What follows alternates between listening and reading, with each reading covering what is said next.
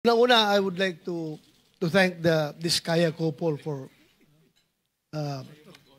giving everything that they know to this committee. I just would like to advise the Diskaya couple, Mr. Chair, na kung meron mang bulletproof yung sasakyan ninyo na yung magaganda sasakyan, gamitin na ninyo. Sa dami na pagbaba sasakyan ninyo niya, ngayon dito, gamitin ninyo. Because I'm very much concerned sa iyong security dahil sa bibigat ng mga pinagsasabi nyo dito, hindi niyo alam, kahit na yung congressman na binanggit niyo, walang interes sa buhay niyo.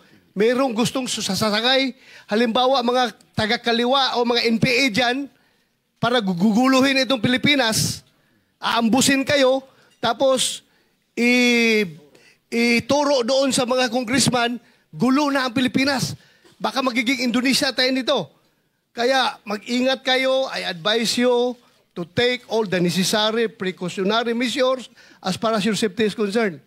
Ngayon, tanungin ko kayo, meron kayong sinabi na isang congressman o ilang congressman ba nagsabi na kaya ganito kalaki ang SOP na hiningi namin sa inyo, 25% to 30%. Dahil hindi lang sa congressman ito, hindi lang ito sa akin, kundi binibigyan namin si Congressman Saldico at saka si Speaker. Alam ba nyo kung ilang porsyento dito napupunta kay Speaker, ilang porsyento napupunta kay Saldico sa 25% na ito?